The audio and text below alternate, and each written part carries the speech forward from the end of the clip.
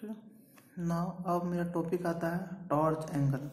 ठीक है, torch angle मतलब समझिएगा। देखिए, इससे पहले आपको हम बताए थे एक C2H2 का सिलेंडर है, ठीक है, और एक ऑक्सीजन का सिलेंडर है।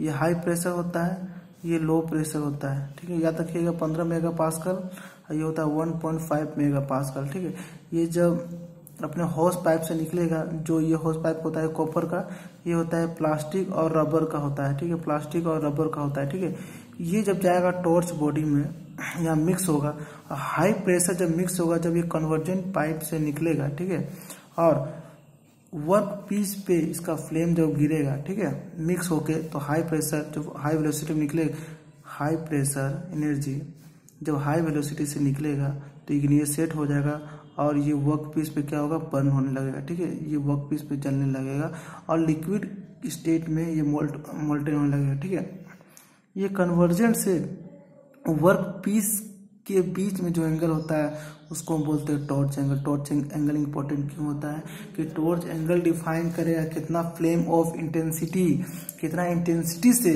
फ्लेम वर्क पीस पे गिर रहा है। ठीक है, देखिए, angle made by the axis of torch with axis of work piece is called a torch angle.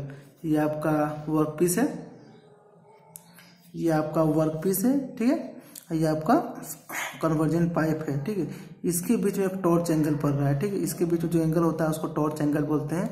तो टॉर्च एंगल को हम मान लीजिए लेमडा मान के चलते हैं। ठीक है, तो अगर लेमडा इंक्रीज होगा, इसका मतलब क्या है, density, flame of density increase होगा। डेंसिटी मतलब इंटेंसिटी, मतलब कितना डेंसिटी से वर्कपीस पे फ्लेम गिरेगा वो डिपेंड करता है एंगल पे। देख लीजिए, जैसे मान लीजिए इस टाइप से है तो ये आपका ये इस तरफ फैलेगा, लेकिन आपका पूरा अगर स्ट्रेट होगा तो इसका फ्लेम ऑफ इंटेंसिटी का पूरा नीचे गिरेगा, एक साथ किसी एक पॉइंट पर रहेगा। इसीलिए लेमडा इंक्रीज करने से क्या होता है, मेरा डेंसिटी भी इंक्रीज हो जाता है। ठीक है, आप बात करते हैं कुछ पॉइंट। ठीक है, देखिए लिखता है with variation of torch angle the flame density will change. जैसे जैसे हम टॉर्च एंगल का अप एंड डाउन करेंगे वैसे ही डेंसिटी अप एंड डाउन होगा। ठीक है, अब हम बात करते हैं factor affecting selection of torch angle. ठीक है, factor affecting selection of torch angle. अब हम थिकनेस से बात करते हैं। ठीक है, 3-4 फैक्टर होता है, ये आप डिफाइन कर लीजिए। देखिए, अब मान लीजिए थिकनेस ज़्यादा है, आप ही समझिए कि अगर किसी मेटल का थिकनेस अगर ज़्यादा होगा तो हमें क्या चाहिए होगा, हम हाई डेंसिटी ऑफ फ्लेम चाहिए होगा। तो ऑब्वियसली अगर थिकनेस ज़्यादा होगा तो heat required for melting of plate, कोई प्लेट को मेल्ट करने के लिए जो हीट चाहिए होता है वो तो ज़्यादा चाहिए होगा। अगर किसी का मेल्टिंग पॉइंट भी ज़्यादा होगा तो heat required for melting of plate उसमें भी ज़्यादा होगा। और किसी का मान लीजिए कि थर्मल कंडक्टिविटी ज़्यादा होगा तो आप ही समझिए कि उसका heat required for melting of plate obviously वो ज़्यादा होगा।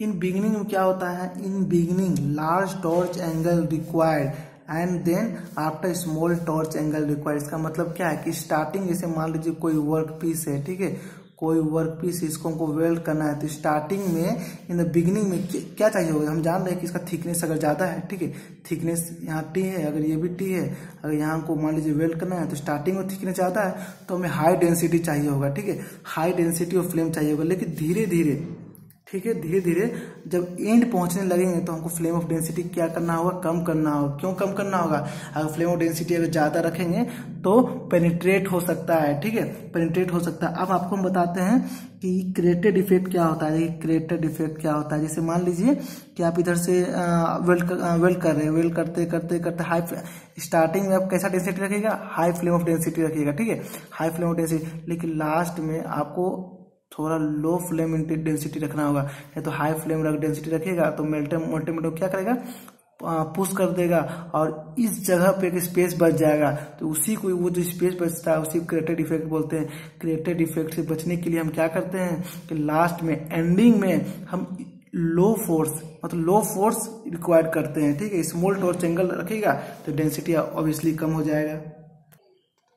देखिए यहाँ आपका लिखा हुआ है, if small torch angle is use at the end of welding the torch of flame will obstruct the overflow of molten metal and avoid the formation of crated effect. जिसे हम बोलेगा स्मॉल टॉर्च एंगल होगा तो molten metal जो liquid state में आ रहा है वो एंड तक आराम से पहुंच जाएगा, लेकिन ये हाई फ्लेम ऑफ डेंसिटी रहेगा तो उसे पुश कर देगा, यहाँ क्रेटेड इफेक्ट बच जाएगा। तो क्रेटेड इफेक्ट से बचने के लिए हम क्या करते हैं, फ्लेम डेंसिटी को कम कर देते हैं।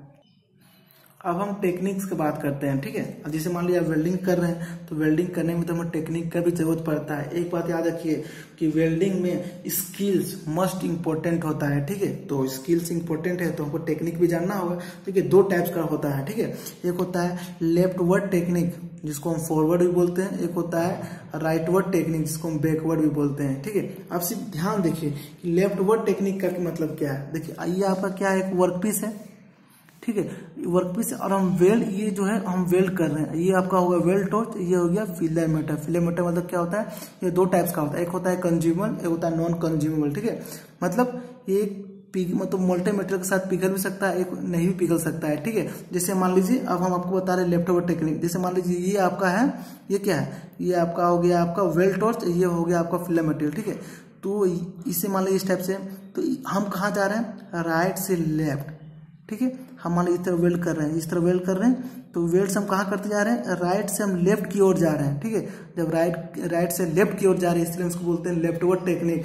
और जैसे मान लीजिए कि अगर हम राइट से लेफ्ट की ओर जा रहे हैं तो इसे बोलते हैं राइटवर्ड टेक्निक। मतलब जिधर जाना है, ठीक है, मतलब जिधर मूव हो रहे हैं, ठीक है, उसको उस नाम से बोला जाता है। तो हो गया लेफ्टवर्ड टेक्निक और उसको फॉरवर्ड भी बोलते हैं, ठीक है। राइटवर्ड टेक्निक को हम बैकवर्ड भी बोलते हैं। बैकवर्ड क्यों, ये बैकवर्ड और फॉरवर्ड किससे डिफाइन हो रहा है, ये डिफाइंड हो रहा है वेल्ड टॉर्च से, ठीक है, इससे नहीं, फिलामेटर से नहीं, वेल्ड टॉर्च। देखिए अब हम ये क्या आगे बढ़ रहे हैं, ये हम क्या कर रहे हैं, पीछे अपने बैक आ रहे हैं। आगे मतलब क्या, ये आगे होना होता है, ये पीछे होना होता है, ठीक है। अब आपको हम से बता रहे थे, ठीक है, दो सरफेस होता है, ठीक है। अब देखिए हम लेफ्टवर्ड टेक्निक में क्या होता है, वेल्ड इधर है, ठीक है, राइटवर्ड में वेल्ड इधर।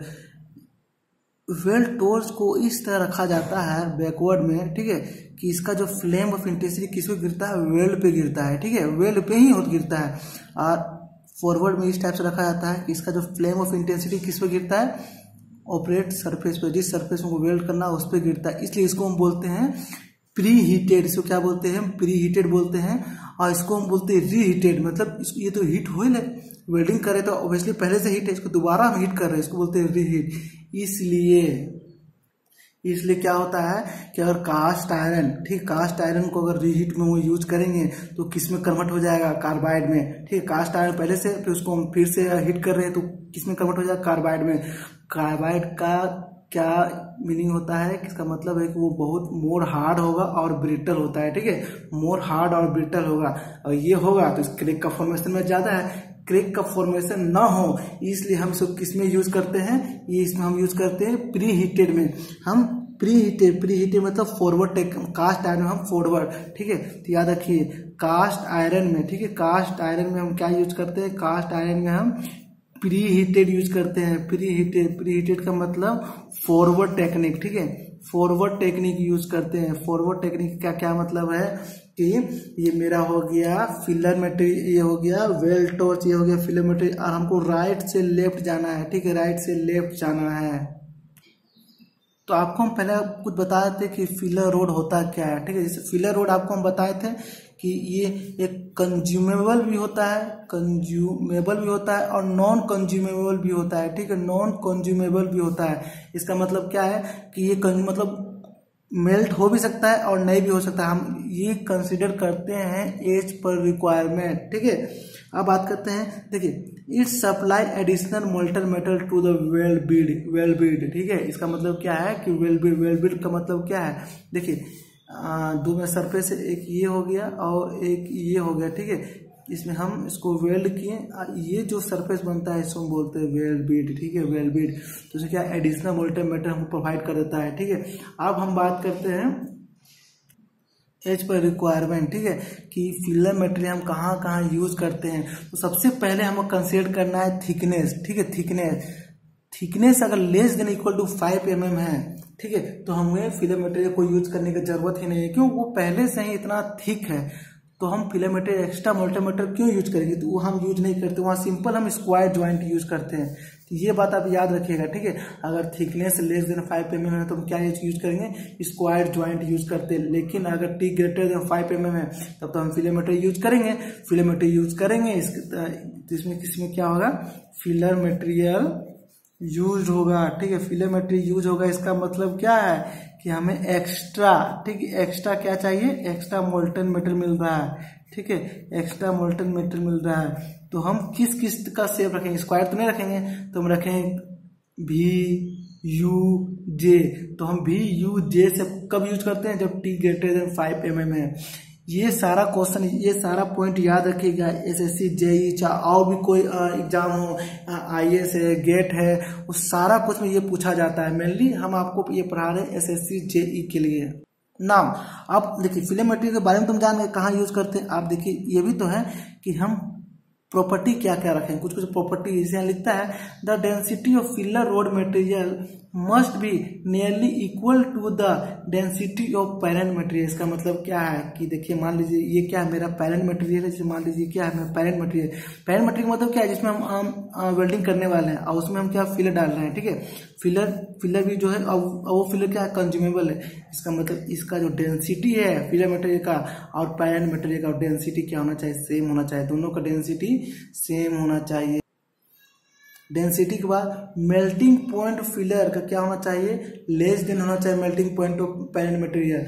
अब मेल्टिंग पॉइंट अगर उसका लेस होगा तभी तो फिलर मटेरियल पहले पिघलेगा, नहीं तो पैरेंट मटेरियल पहले पिघल जाएगा उतना हीट पे। इसलिए हमें मेल्टिंग पॉइंट फिलर मटेरियल का कम चाहिए होता है कि वो पहले मेल्ट हो जाए पैरेंट मटेरियल के कंपैरिजन में।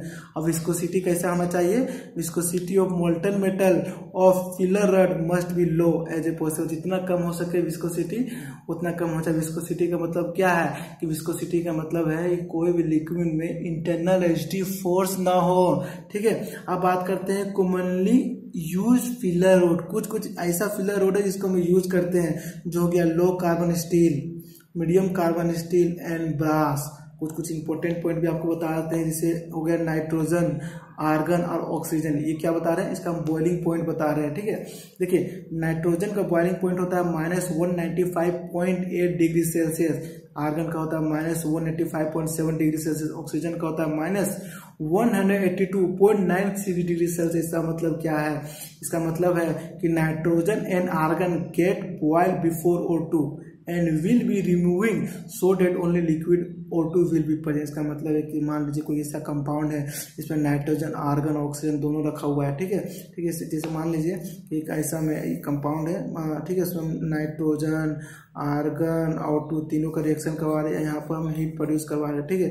तो क्या होगा, नाइट्रोजन, आर्गन पहले इवापोरेट हो जाएगा और मेरा ऑक्सीजन क्या होगा, मेरा ऑक्सीजन बच जाएगा, ठीक है।